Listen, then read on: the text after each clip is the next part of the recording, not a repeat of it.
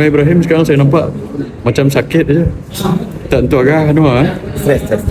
Sama ada dia stres atau dia tak sihat. Sebab saya nampak ceramah ada 2-3 kali ceramah dia di Johor. Anwar saya nampak berceramah macam orang sakit. Dia tak tentu arah. Rambut pun tak sikat. So bukan saya, Datuk Seri Anwar, kalau if you are listening, that's what, bukan saya nak kutuk awak Datuk Seri Anwar, tapi from where I'm standing, you look like a sick man, you know. So saya nampak dia macam tak sihat saja.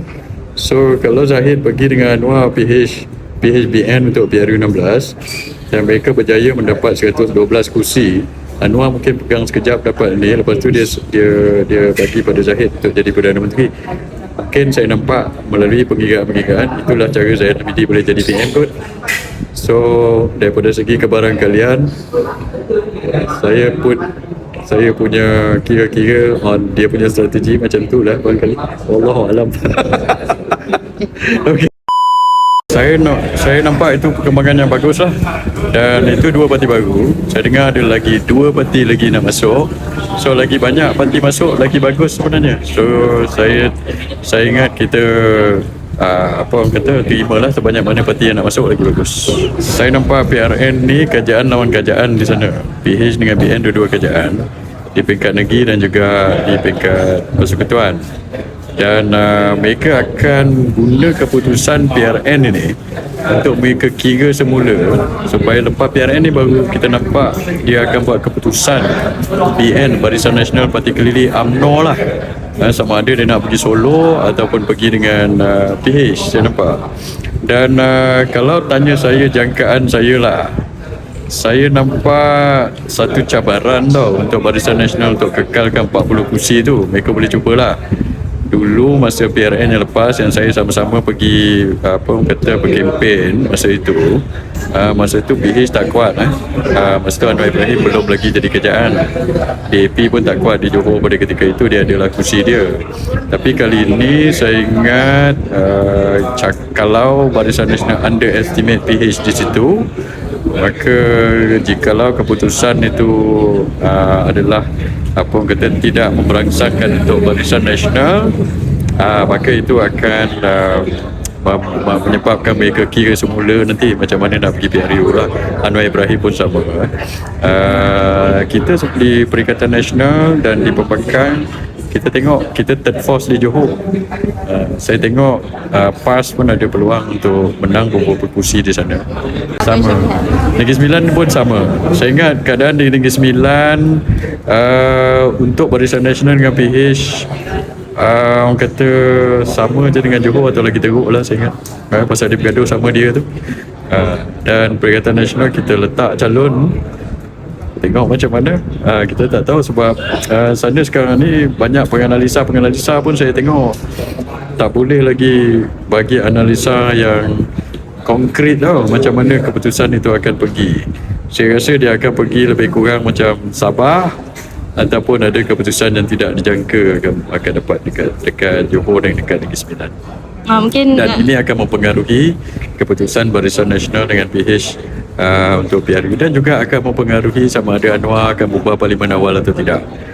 Kalau dia tak dapat, jika keputusan tidak menyelebihi Anwar, dia akan push sampai ke maksimum hujung tahun depan atau awal tahun 2028 baru buat PRU, sebab dia takut lah. Itulah DAP ni kadang dia letak lah calon-calon Melayu untuk diketinggalkan kan. So tak apalah, kita tengok lah. So bila orang Melayu diletakkan dalam calon DAP, maka pengundi-pengundi dia calon pengundi-pengundi DAP. So apabila dia jadi wakil rakyat pun, dia kena mengangkat kepentingan pengundi-pengundi dia lah. So macam di Selangor ni juga ada juga calon Melayu DAP tu. So kita tengok macam mana. So pada saya, undi Melayu tak boleh pecah. Undi Melayu jangan pecah. Dan di Johor ni, sebab kita tahu kerajaan lawan kerajaan, so kepada orang Melayu di Johor dan di Negeri Sembilan, bagi peluang kali ini kepada PAS untuk menjadi wakil rakyat di Johor dan Negeri Sembilan. Itu saya punya inilah.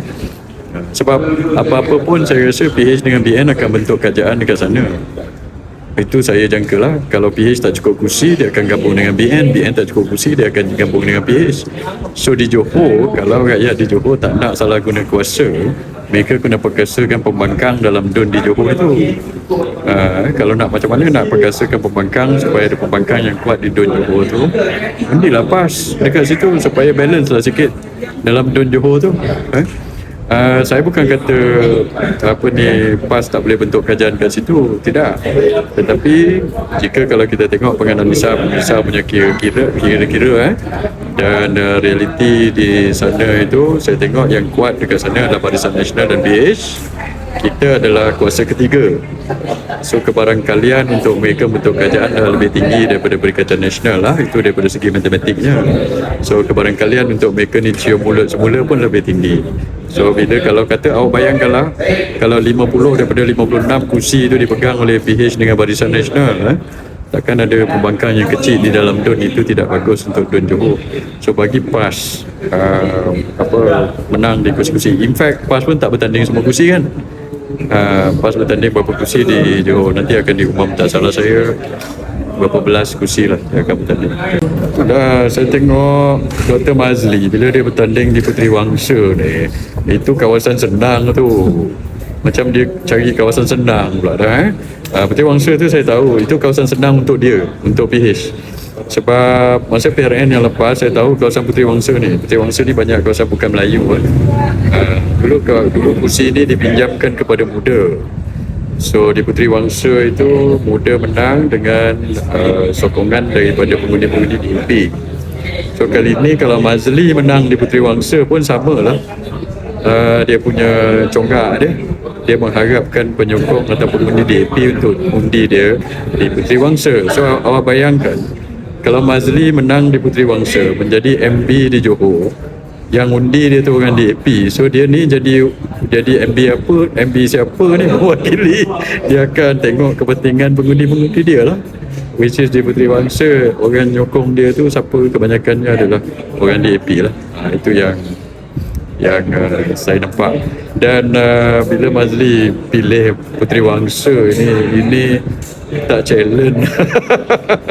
Patutnya kalau nak jadi MB dia bertanding lah kursi yang susah sikit, bagi lawan on di Macap ke kan?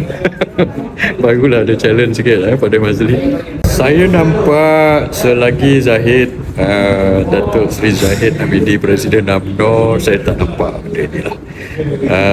Sebab saya kenal Datuk Zahid ni dah lama walaupun dia tak kenal saya kan.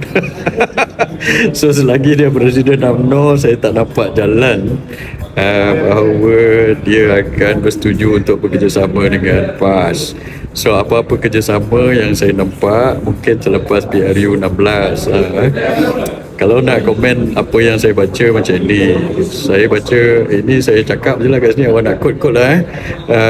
Saya nampak Zahid nak jadi Perdana Menteri. Dia tak boleh jadi Perdana Menteri kalau dia pergi dengan Muafakat Nasional, sebab PAS lebih besar daripada UMNO, betul? Bila gunting kursi pun esok kan, takkan UMNO nak demand kursi banyak daripada PAS, sebab PAS adalah parti yang lebih besar daripada UMNO.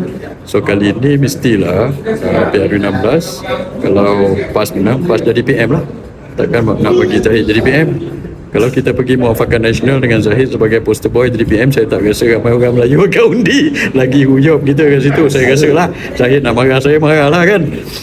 So untuk pergi Muafakat Nasional, kebarangkalian untuk dia jadi PM untuk PRU 16 kurang. So sebab itu saya tak rasa ada banyak motivasi daripada segi Datuk Zahid untuk bekerjasama dengan PAS sebelum PRU 16.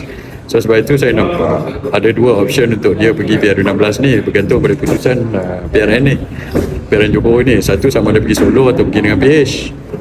Tapi saya rasa dia pergi dengan PH PRU 16. Sebab apa? Kalau dia pergi solo dia huyup, saya rasa lah. Saya tak rasa UMNO dengan Zahid sebagai presiden pergi PRU 16. Bukan saya nak underestimate dia lah, ini berdasarkan kepada realiti pandangan orang pun. Saya tak rasa banyak orang sangkal benda itu.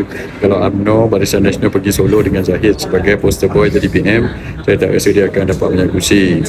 Tapi kalau dia pergi dengan PH, mungkin ada cara dia boleh jadi PM. Sebab Anwar Ibrahim sekarang saya nampak macam sakit je, tak tentu arah Anwar. Sama ada dia stres atau dia tak sihat. Sebab saya nampak ceramah ada 2-3 kali ceramah dia di Johor. Anwar saya nampak berceramah macam orang sakit. Dia tak tentu arah, rambut pun tak sikat. So bukan saya, Datuk Seri Anwar, kalau if you are listening, that's what, bukan saya nak kutuk awak Datuk Seri Anwar, tapi from where I'm standing, you look like a sick man, you know. So saya nampak dia macam tak sihat saja. So kalau Zahid pergi dengan Anwar PHBN untuk PRU16 dan mereka berjaya mendapat 112 kursi, Anwar mungkin pegang sekejap dapat ni, lepas tu dia bagi pada Zahid untuk jadi Perdana Menteri. Mungkin saya nampak melalui pengiraan-pengiraan, itulah cara Zahid Hamidi boleh jadi PM kot.